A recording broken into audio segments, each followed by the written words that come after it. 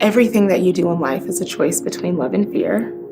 And to choose love, if everyone just started to choose love more often, we would have a much better world. And that includes being empathetic to others, being understanding to others, forgiving others, and loving yourself and having empathy for yourself and giving yourself grace. And, you might have a bad day, but waking up and realizing we can turn that around and that there's still so much time and that the world needs everyone on the earth because we're all different and we're all unique and beautifully and intentionally made. So, yeah, I think that would be it, to have like a love abundance mindset and to choose that actively. What if this is all just a dream?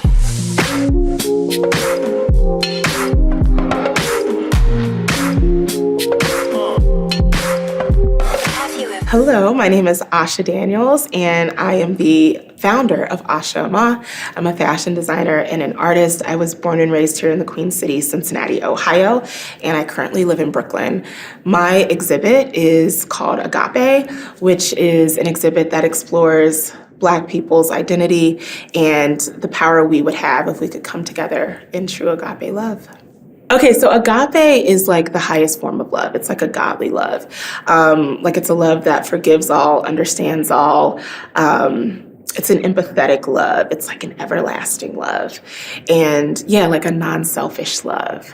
I've always been someone who kind of like moves where I feel like the spirit is telling me to move. And it's funny because I've lived in different parts of Manhattan throughout my 20s, like 4 or 5 times. And my last time I lived there, I was like, I will never live here seriously as an adult. I like my car. I like being able to, walk in clean spaces. But I do love the energy of New York, just like in short bursts, not like long term. So I actually had a fashion show in Boston and ended up visiting my sister who lives in Brooklyn afterwards around Fashion Week. And through like a series of kind of like God-sent events, I ended up designing for Lizzo's tour for her Big Girls. And it was a really crazy whirlwind. I was like sleeping in my sister's office for like 2 months. And so she was like, maybe you should just move here. And so I was like, you know what? I'm someone who moves where I feel like I'm being called. I've been blessed enough to do some really amazing things in Cincinnati. And I feel like there's just a lot of opportunity calling my name right now in Brooklyn. It doesn't mean that I'll be there forever. I always feel like Cincinnati is home, so I'm sure I'll be back at some point. But yeah, I just it wasn't planned. It was super random that I moved to Brooklyn. Truly what it came from is I went out to dinner with my old mentor, and he was asked to last second because, so I was on Project Runway and Project Runway All Stars. So people who know me and like know me from that era of my life know that I can make things in a day. Like I can toxically work and like not sleep and like bust out amazing work in no time, which Dabu now knows.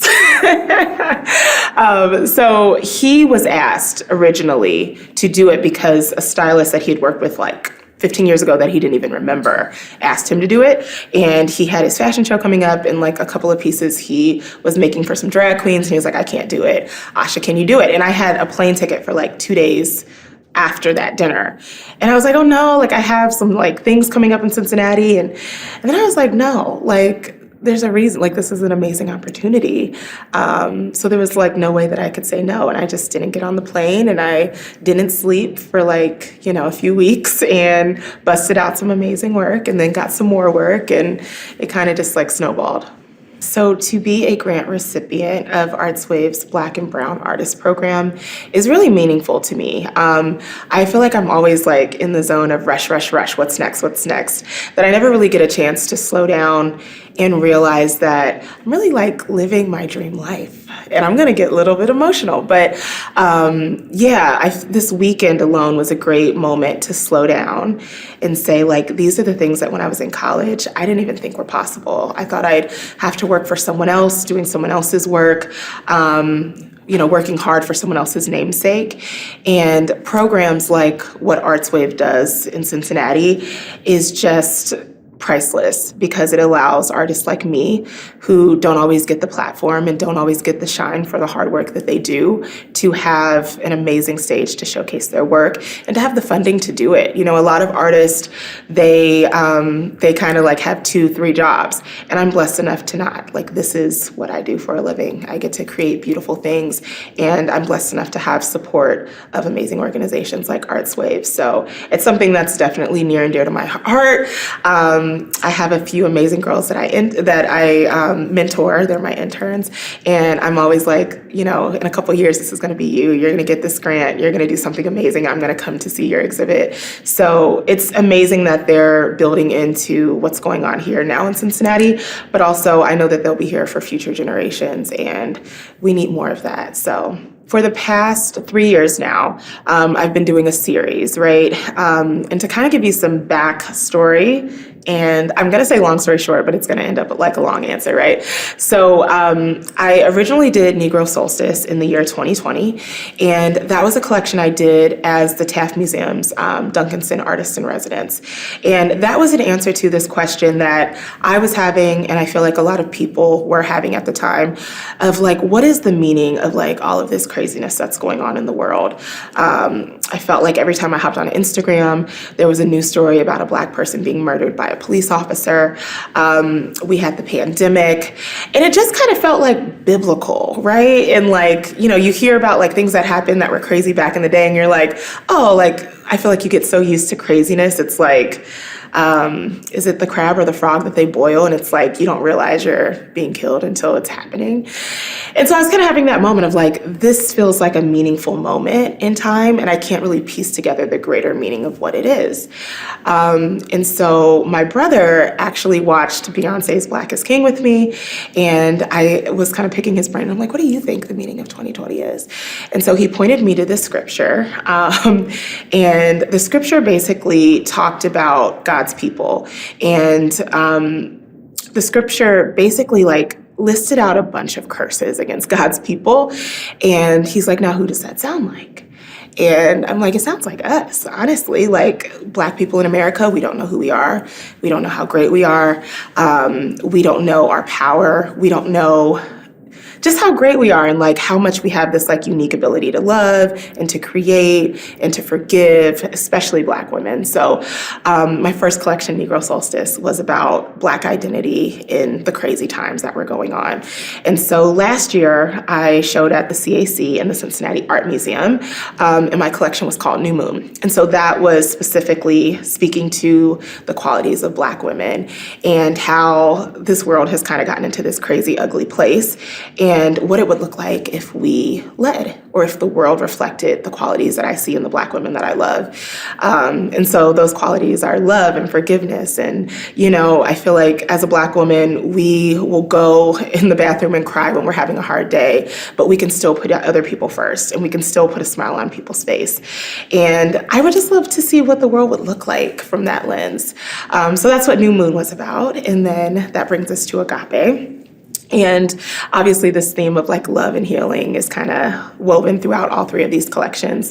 So AGAPE is really about bringing Black men and women together. Like right now, especially on social media, there's always this conversation of pitting Black men and women against each other, where we don't understand each other. And it's like this argument about gender roles. And really like all of that is like BS, right?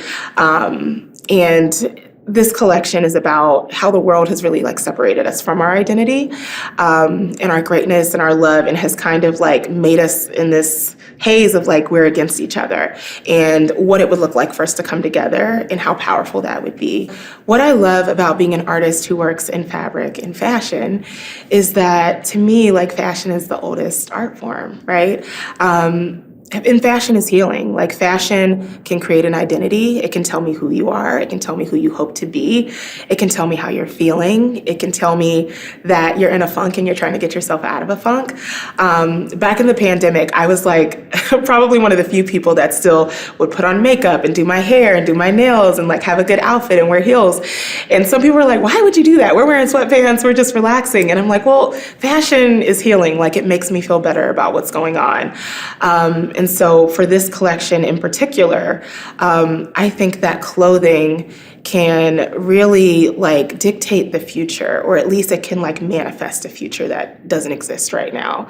And so in this collection specifically, when you look at it, I hope that you see love and happiness. And I hope you see like a piece of my past, but as well as our future.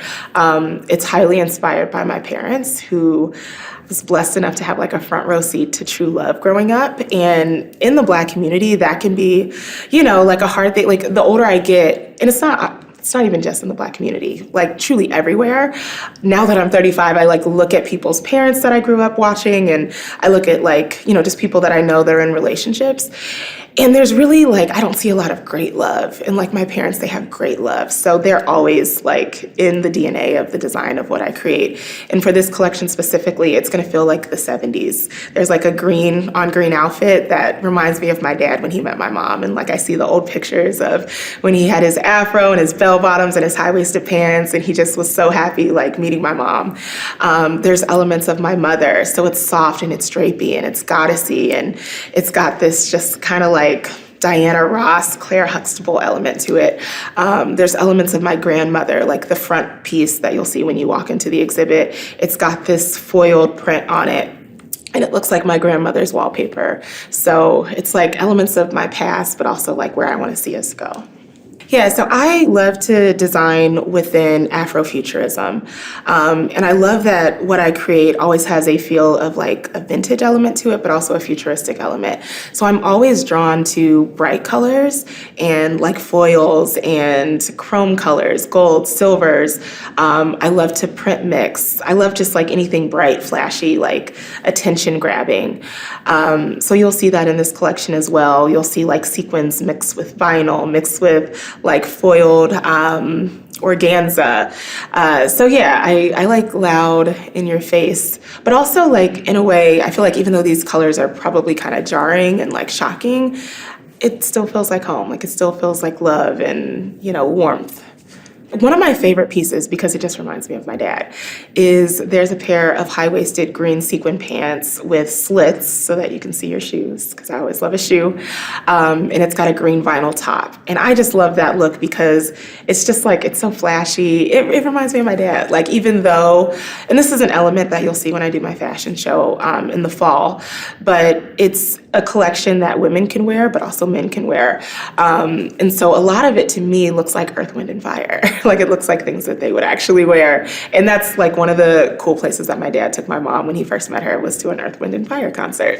And I'd say like the most unexpected piece is the front piece that is that foiled organza floral print, because I did not expect to buy that fabric. That fabric was on sale, like a crazy sale, and I think it's because no one knows what to do with it. And so I bought it and I was like, oh, like maybe I'll put this into something later down the road. And I started playing with it, and I was like up pretty late with my intern, and we started playing with it on the dress form, and it just turned into this like beautiful 3D floral piece that mimics the flowers on the print. And so I love things like that because like one of the first things that I truly loved about creating fashion is just organically creating something that was never sketched. And that piece was never sketched. Like I do like to sketch out and kind of pre-plan what I want, and it always looks different in the end. But this was a piece that was totally random. I love the fabric. I put it on the mannequin, and then it just turned into something really beautiful that wasn't planned or expected. I love to design in a lens of Afrofuturism, and one of my hopes for my people is that we can finally find peace and love and harmony. One of the things that I'm always impressed with our history is that so many people of the world have tried to eradicate us. And there's this beautiful line that Iyanla Vanzant says, and she says, "You are the survivor of those who chose to survive." And I think a lot of people don't realize that when we think about slavery and the lynchings that our people went through. It would have been really easy to just tap out and say, you know what, I don't have to deal with this. Like, I'm going to kill myself, which is really dark and sad. But I often think, like, if I was born into those circumstances, I just wouldn't want to be here anymore. I don't have to be alive. And the fact that our ancestors endured what they did, I can't help but think somebody was thinking of me, you know? And that's like the greatest love of all, like to be that selfless to say, I'm going to endure hell on earth because I might not see it, my kids might not see it, but they might have a kid who can do fashion design for a living and create clothing for a living. You know, like that thought alone like blows my mind. So in their hope for us, I feel like I am the fulfillment of one of my ancestors' dreams. And so my hope for my future is that, you know, my kid's kid, or really hopefully my future kids, can just live in a world where we can be free, where we don't have to bust our ass more than everyone else to, you know, get crumbs, where we can decide to do something like lofty and beautiful for a living. And it's not like go to school, get straight A's. That's how I grew up. It was like, go to school, get straight A's. This is like a huge sacrifice for you to go to these amazing, like academically challenging schools. I would love my kids to, you know, just be okay at school and to still have a great life and a great living and to feel free and to be themselves and to wear their natural hair if they want to, and to be quirky if they want to, and to not have to feel like I need to be Black or I need to just be themselves and to just create a beautiful life for themselves and to not feel all of these pressures from all sides to be something in a box. I've been a recipient of this grant for the past 2 years, and it's beautiful because I never have to, like when I hear the prompt of what like this year's grant program will be, it's always just, it's already in alignment with what I'm doing. So I love that ArtsWave is looking at encouraging artists to like tell our stories, but through like a loving, healing lens. There is a conversation I was having with my friend yesterday who came to see the exhibit. And, you know, a lot of time as Black artists, we can tell our story and it's almost like it can almost re-traumatize the viewer, right? And with that being said, like it's important to shine a light on like horrific things that we deal with or have dealt with. But one of the things I want to do is I want people to come to my show or my exhibit or look at my clothes, and I want them to see themselves, and I want them to feel beautiful and to be reminded or told for the first time that you are this heavenly, godly being and you're great. And, you know, I am blessed enough to have that moment a lot when I have a fashion show and I have like a little Black girl in the front row who's just like in awe of this like gorgeous dark skin model walking down, you know, the runway. Because unfortunately we don't get to see that enough. You know, a lot of times when there's a big movie that's like a Black story being told, it's like slavery or, you know, something horrific that happened in our past. And like I said, those stories are important to be told, but the future that I want for us is like a loving, happy, beautiful future. And so I hope that I can inspire people with that message when they look at my work. Yeah, no, manifestation is a powerful tool. And, you know, you can hop on Instagram every day, first thing in the morning, and look at all the horrible like news headlines, and your day will be terrible. And, you know, it's just like, one of the ways like my parents raised us that I think gave me this outlook is I was raised like day one being told the only one greater than myself is God. And so I was put into these spaces where I was the only Black kid. And it's truly a miracle because now that I'm older and I talk to my other Black friends who are in similar situations, they're like, I felt bad about being dark skinned or I felt bad about my nappy hair. And I just never had that experience. And I'm truly like sheltered, honestly. And I don't know if the word is sheltered, but I was just told how great I was from an early age, and I actually believed it. And so the world did not get to do the number on me that it does on so many of my brothers and sisters. And so, yeah, I always try to impart that either through my work or through just interacting with people, of just reminding us of how great we are, because the world will tell us every day that we're not great and that we don't deserve to be here. And the list goes on and on and on. And we need positivity to make it, to survive, to thrive, to be happy.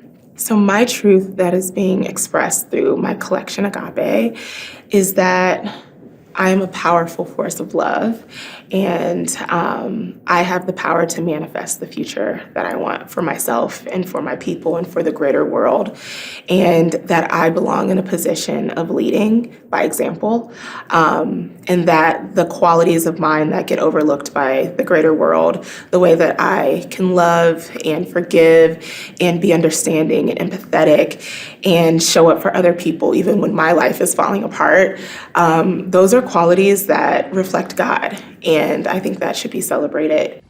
If I could pick one thing that I want your listeners to take away, I would say that everything that you do in life is a choice between love and fear. And to choose love, if everyone just started to choose love more often, we would have a much better world. And that includes being empathetic to others, being understanding to others, forgiving others, and loving yourself and having empathy for yourself and giving yourself grace. And, you might have a bad day, but waking up and realizing we can turn that around and that there's still so much time and that the world needs everyone on the earth because we're all different and we're all unique and beautifully and intentionally made. So, yeah, I think that would be it, to have like a love abundance mindset and to choose that actively. I'm actually grateful that I was born here in Cincinnati because I think that my introduction to fashion was very much so just like a natural one. So for example, a lot of the kids I went to school with or I interned with or met traveling and doing different internships, a lot of them, they'd have like a family member who was a designer or a stylist or a buyer. And so they had this very like formal introduction to fashion. But I just grew up loving fashion. I would make clothing for my Barbie dolls, which turned into me starting to like hand sew. My mom sewed. She's the one who taught me how to sew. She made like these amazing pieces. And so I would hand sew, trying to emulate her like scraps that she would have or like bed sheets. And I'd make these like ridiculous dresses for my little sister, who was my muse and always is my muse. And then she taught me how to formally sew. But it was never like a give me a Vogue magazine so I can see what's trendy and I can like learn from other designers. It was always just really natural. And I was always really book smart. So I thought I'd be something more traditional for like a smart person, like a lawyer or a doctor. And so it wasn't until high school that I realized that fashion design even was a career.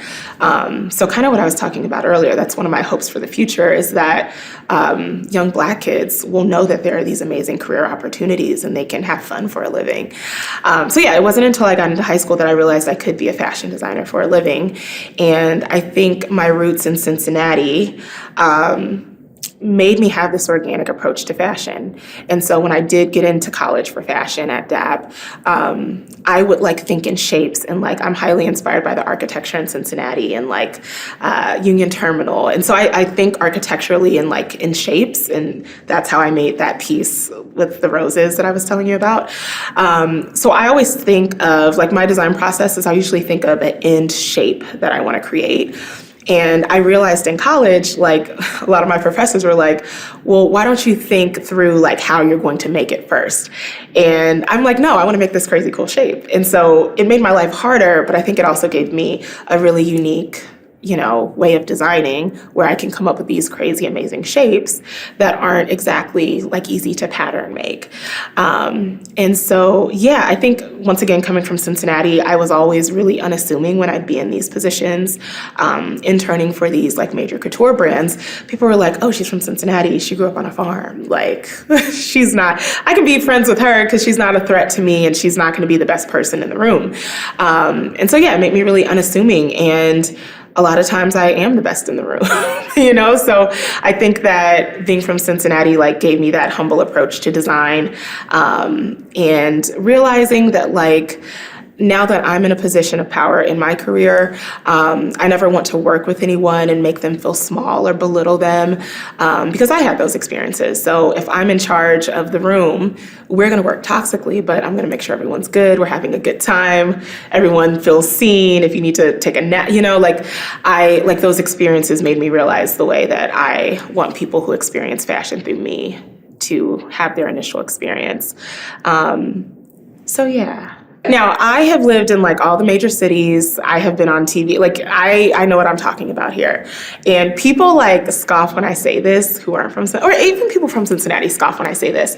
Cincinnati has the best dressed women in the world, at least as far as like the places I've been. And that includes New York, that includes LA, like all of these big like fashion hubs. And I think that's because we just really like love to dress up and express ourselves. Like Black women in Cincinnati know how to put that on.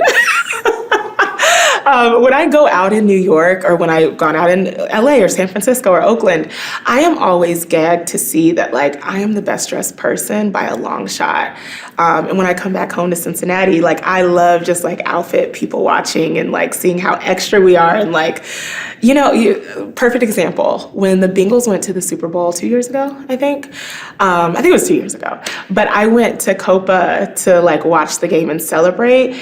And the women at Copa, like normally you go to watch a football game and people have on like jerseys. The women at Copa had on like Bengals tiger stripe bodysuits with like matching orange heels and fur jackets that were orange. And I'm just like, I love my women. Like I love my people in Cincinnati. Black women in Cincinnati are the best dressed by a long shot. They don't call it the Queen City for nothing.